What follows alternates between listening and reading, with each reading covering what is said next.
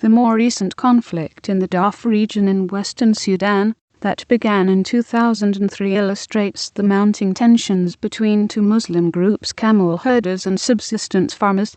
Government troops are backing Arab militias, who are engaging in the wholesale slaughter of black Sudanese in an effort to drive them off their land, sending them into refugee camps in neighbouring Chad.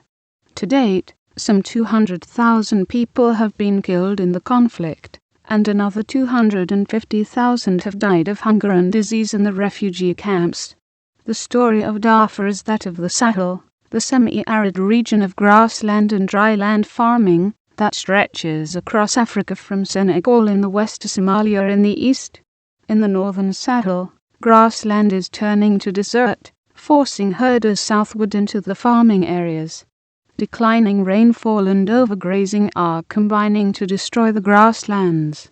Well before the rainfall decline, the seeds for the conflict were being sown as Sudan's population climbed from 9 million in 1950 to 39 million in 2007, more than a fourfold rise.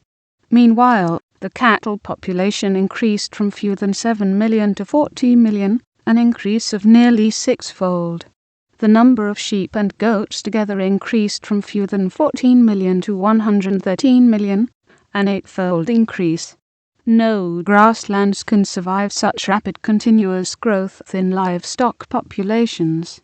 In Nigeria, where 148 million people are crammed into an area not much larger than Texas, overgrazing and overplowing are converting grassland and cropland into desert, putting farmers and herders in a war for survival.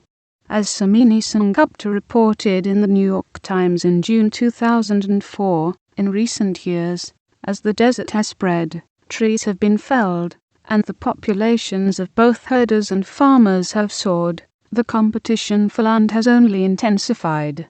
Unfortunately, the division between herders and farmers is also often the division between Muslims and Christians.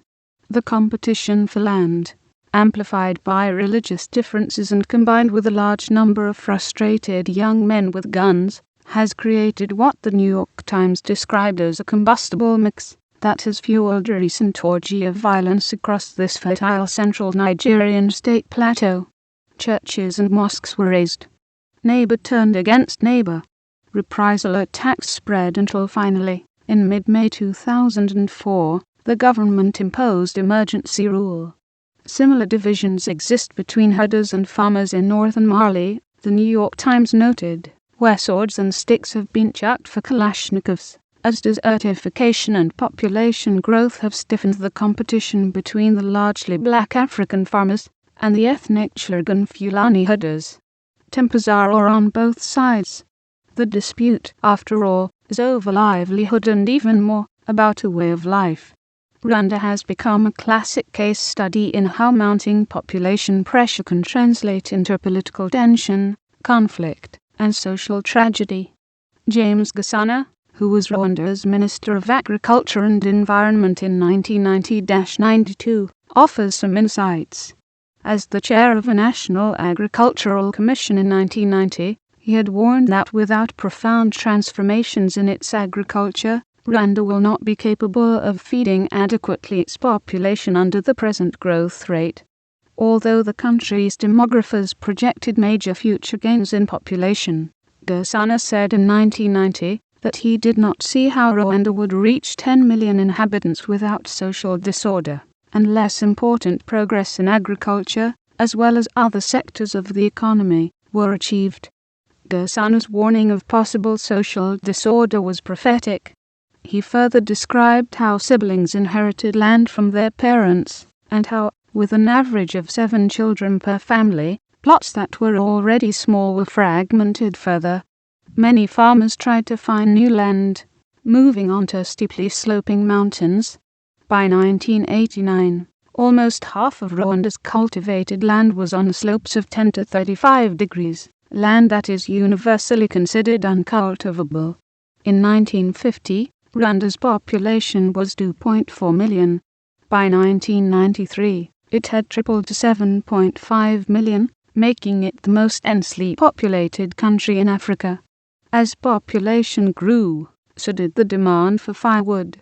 By 1991, the demand was more than double the sustainable yield of local forests. As trees disappeared, straw and other crop residues were used for cooking fuel. With less organic matter in the soil, land fertility declined. As the health of the land deteriorated, so did that of the people dependent on it. Eventually, there was simply not enough food to go around. A quiet desperation developed. Like a drought-afflicted countryside, it could be ignited with a single match. That ignition came with the crash of a plane on April 6, 1994, shot down as it approached the capital Kigali, killing President Juvenal Habyarimana. The crash unleashed an organized attack by Hutus, leading to an estimated 800,000 deaths of Tutsis and moderate Hutus in 100 days. In some villages, whole families were slaughtered lest there be survivors to claim the family plot of land. Many other African countries, largely rural in nature, are on a demographic track similar to Rwanda's. Tanzania's population of 40 million in 2007 is projected to increase to 85 million by 2050. Eritrea, where the average family has 6 children, is projected to grow from 5 million to 11 million by 2050. In the Democratic Republic of the Congo, the population is projected to triple, going from 63 million to 187 million. Africa is not alone. In India, tension between Hindus and Muslims is never far below the surface. As each successive generation further subdivides already small plots, pressure on the land is intense. The pressure on water resources is even greater. With India's population projected to grow from 1.2 billion in 2007 to 1.7 billion in 2050, a collision between rising human numbers and shrinking water supplies seems inevitable. The risk is that India could face social conflicts that would dwarf those in Rwanda. As Gasana notes, the relationship between population and natural systems is a national security issue, one that can spawn conflicts along geographic, tribal, ethnic, or religious lines. Disagreements over the allocation of water among countries that share river systems is a common source of international political conflict, especially where populations are outgrowing the flow of the river. Nowhere is this potential conflict more stark than among Egypt, Sudan, and Ethiopia in the Nile River Valley. Agriculture in Egypt, where it rarely rains, is wholly dependent on water from the Nile. Egypt now gets the lion's share of the Nile's water, but its current population of 75 million is projected to reach 121 million by 2050, thus greatly expanding the demand for grain and water. Sudan, whose 39 million people also depend heavily on food produced with Nile water, is expected to have 73 million by 2050.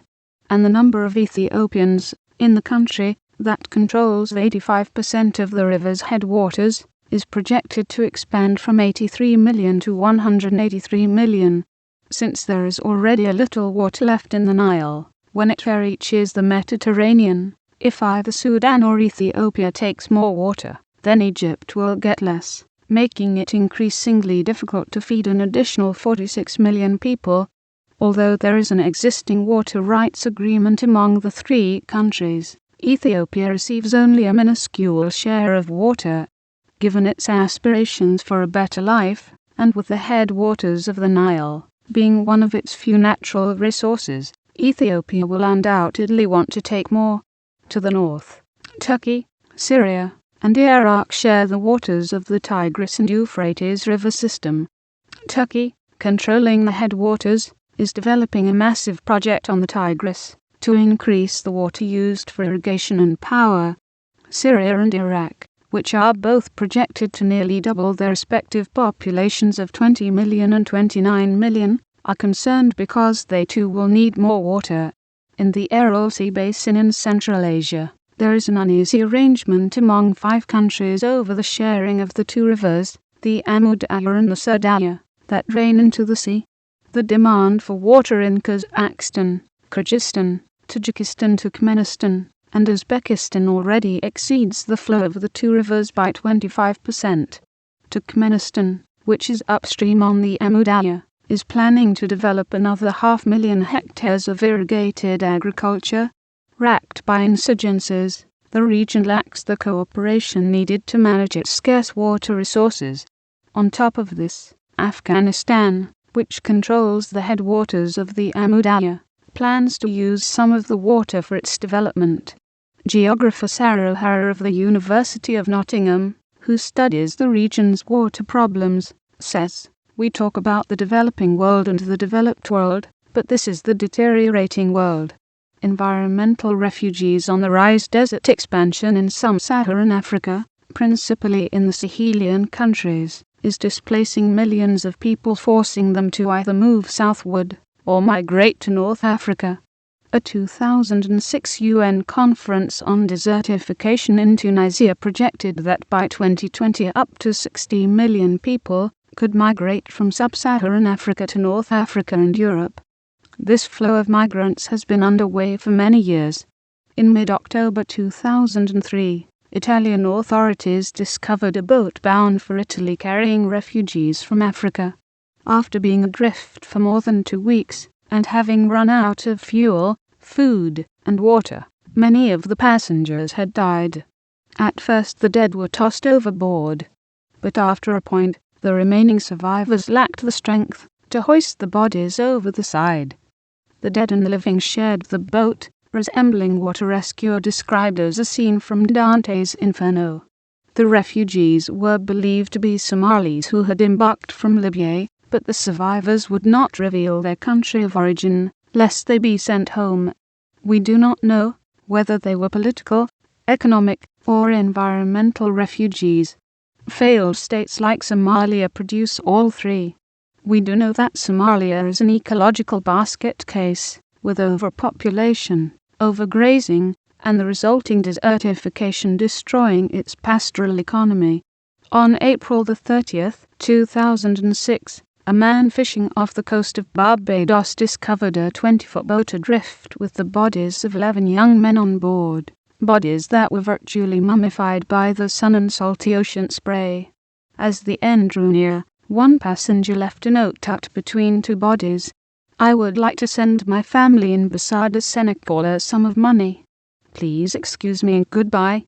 The author of the note was apparently one of a group of 52 who had left Senegal on Christmas Eve aboard a boat destined for the Canary Islands, a jumping-off point for Europe. They apparently drifted for some 2,000 miles, ending their trip in the Caribbean. This boat was not unique.